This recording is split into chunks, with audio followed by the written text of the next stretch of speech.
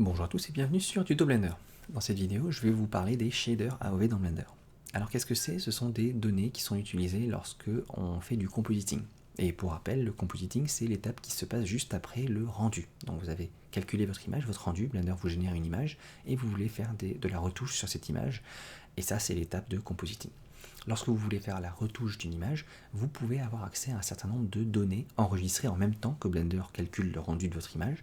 Et toutes ces données, on peut y avoir accès dans l'onglet View Layer ici, de la fenêtre de propriété. Vous voyez toutes ces petites checkbox là, toutes ces boîtes, si vous les activez, ça donne accès à un bloc de données supplémentaire qui est rajouté au calcul de votre rendu et auquel vous avez accès lorsque vous êtes en compositing pour avoir plus de contrôle sur les retouches d'images que vous pouvez faire.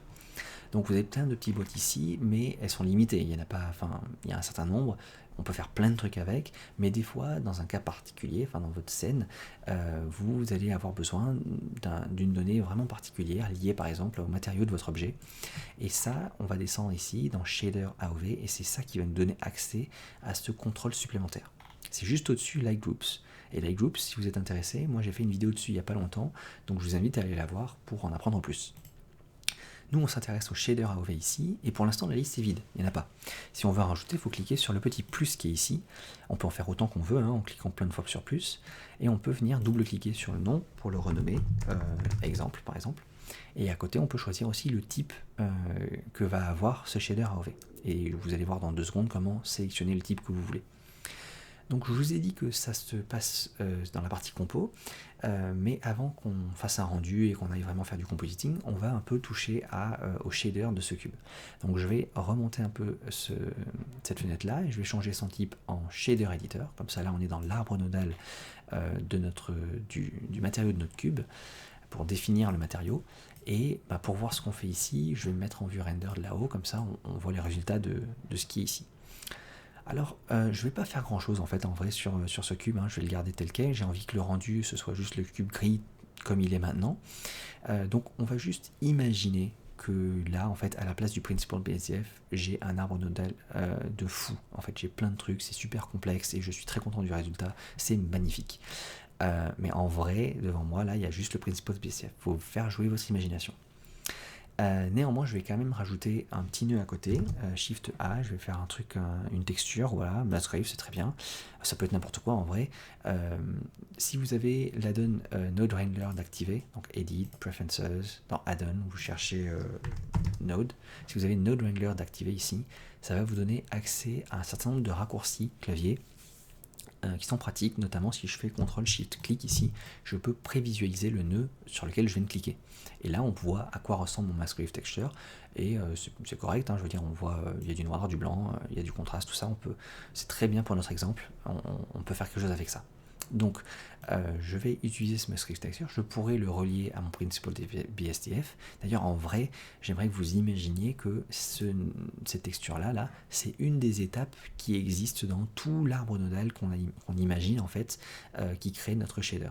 Voilà, à un moment, dans toute notre structure, il y a ça, et ça, c'est une étape qui est importante pour nous parce que elle est intéressante, elle nous permet de créer un masque, par exemple, je sais pas, ça peut être un masque, pour isoler des zones blanches, des zones noires. Et ça nous intéresse, on aimerait enregistrer cette étape-là, la sortie de ce nœud, pour y avoir accès plus tard lorsqu'on fait de la compo. Et c'est là qu'entrent en jeu les shaders AOV. Alors ça peut faire partie de notre arbre nodal, si ça se trouve ça peut aussi être juste en individuel, comme ça, rattaché à rien, comme je vais le faire là dans l'exemple. Donc là je me rebranche sur le principal BSDF, lui il va vivre un peu tout seul dans son coin, et pas forcément tout seul, parce que je vais aussi rajouter un autre nœud qui va être un nœud de sortie, et un nœud de sortie AOV Output. Et c'est ça qui va relier la sortie de mon Mask Wave Texture. Donc déjà, l'AOV Output, il faut le renommer. Donc on va le renommer exemple, on va le renommer exactement le même nom que le shader AOV qu'on a créé ici, parce que le nom va permettre à Blender de lier les deux, et de savoir que ok, la sortie de ça rentre dans ce bloc de données ici. Donc il faut vraiment que ça ait exactement le même nom, j'insiste un peu là-dessus, donc on va double-cliquer, CTRL-C, comme ça si je copie et que je colle le nom là, et CTRL-V, je suis vraiment sûr que j'ai la même orthographe et qu'il n'y a pas d'entourloupe, quoi. Blender il va vraiment faire le lien entre les deux. Et ensuite en dessous on a deux entrées à ce nœud, soit une couleur, soit une valeur. Et c'est là qu'on va pouvoir définir quel type va avoir notre shader AOV ici. Et alors, spoiler, hein, on va prendre le type value qui est là. Donc n'oublie pas de changer la valeur là-dedans pour qu'elle corresponde à l'entrée dans laquelle vous avez fait entrer quelque chose. Donc si je prends mon Mask Texture, je vais sortir le height et brancher dans value. Pourquoi est-ce que j'ai fait ça? Alors vous allez me dire c'est simple, hein, ça c'est gris, ça c'est gris. Oui, mais derrière la logique c'est que une valeur grise, une sortie ou une entrée grise, un point gris ici, représente juste une valeur unique. Ça peut être une valeur décimale hein, bien sûr, mais c'est une valeur.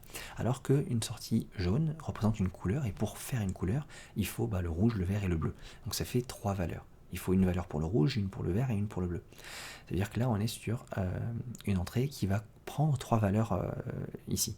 Et ça veut dire que non seulement les couleurs peuvent être acceptées ici, mais aussi les vecteurs. Et les vecteurs, ce sont les points violets. Parce que les vecteurs, c'est comme des couleurs, ça a trois valeurs, mais pour les axes, X, Y et Z. Du coup, en soi, même si nous on appelle ça un vecteur, parce qu'on dit que c'est pour les trois valeurs sont pour X, Y et Z, pour le logiciel, ça reste trois valeurs. Et si à la place de X, Y, Z, tu veux dire que c'est du rouge, du vert et du bleu, tu peux, c'est juste un nom que tu as donné à chacune des valeurs, mais ça reste trois valeurs. Donc c'est acceptable dans cette entrée-là. Et nous, comme on a juste une simple valeur, on met dans value. Ça vous permet de savoir plus tard là comment vous allez choisir le type de votre shader AOV. Maintenant qu'on a fait ça, en fait on est tout bon, on peut passer dans le mode en compositing. Alors on va faire un rendu déjà, je vais appuyer sur F12 et Blender va calculer un rendu. Ah oui, alors c'est Blender par défaut, j'ai rien changé, hein, j'ai ouvert Blender par défaut, après avoir installé la version 4.0.1, et donc il me fait 4000 samples pour mon rendu. On aurait pu attendre moins longtemps si j'avais changé cette valeur. Et donc j'ai mon cube qui est sorti, très bien. Je peux fermer cette fenêtre et ici dans les onglets qui sont en haut, je vais aller dans l'onglet Compositing pour avoir directement accès à mon Compositing. Je ne vais pas oublier de cliquer sur Use Nodes parce que j'aimerais utiliser les nœuds ici, et dans Blender 4.0, dans la version 4, il y a maintenant les prévisualisations qui sont au-dessus de nos nœuds. Si ça nous gêne de le voir, on peut les désactiver en cliquant sur la petite icône qui est là. Voilà, donc maintenant ça c'est ma sortie. J'ai le backdrop d'activer ici, ça veut dire que lorsque je vais rajouter un viewer node, je vais pouvoir voir à l'arrière-plan le résultat de là où j'ai cliqué. Donc si je fais CTRL SHIFT clic sur un nœud comme tout à l'heure, eh bien j'ai accès, ça me crée mon viewer node et ça me le branche directement au nœud sur lequel j'ai cliqué, et donc je peux voir voilà avec mon backdrop à quoi ressemble donc la sortie de mon rendu. Donc c'est bien mon cube ici. Et si je refais le CTRL-SHIFT-clic plusieurs fois sur ce même nœud, je vais faire un cycle parmi les sorties jusqu'à arriver sur la sortie exemple, qui est donc le même nom que notre shader AOV. Hein, et c'est notre shader AOV. On voit notre Mask Texture qui est bien sorti et dont on a accès maintenant dans notre arbre de composition, de compositing, pour faire nos retouches d'image. Et donc vraiment pour vous donner un exemple très rapide, ça maintenant on peut s'en servir comme un masque. Donc si je vais rajouter Shift A dans Color, je vais faire Mix Color par exemple, hop, et il y a du noir, du blanc, donc on va venir faire un truc genre Multiply, ça va être le facteur, et on va prendre d'abord notre première image, qu'on va venir mélanger avec une autre couleur. Donc attendez, là je vais CTRL-SHIFT-clic sur ça pour que vous voyez à quoi ça correspond. Et pour l'instant, il n'y a rien qui a trop changé là-dedans. C'est-à-dire que ce qu'on fait, c'est qu'on prend notre image de sortie, on vient la brancher en haut dans le Multiply, et on vient multiplier par le facteur de multiplication, c'est notre exemple. Donc c'est vraiment un masque qu'on utilise, on l'utilise sous forme de masque. Mais comme les deux couleurs de notre cube c'est les mêmes, il y a le blanc et qui est la couleur de notre cube et notre cube qui est blanc aussi, on voit pas de changement. Si je viens changer cette couleur, je mets en bleu ou en rouge, là vous commencez à voir ce que ça fait. C'est-à-dire qu'on utilise notre masque pour venir retravailler ce qu'on veut derrière sur notre texture. Et ça, c'est des données qu'on n'aurait pas pu avoir avec toute notre petite boîte ici, parce que c'est vraiment spécifique à votre projet en particulier. C'est spécifique à la texture sur laquelle on travaille là, qu'on a fait sur cet objet-là en particulier.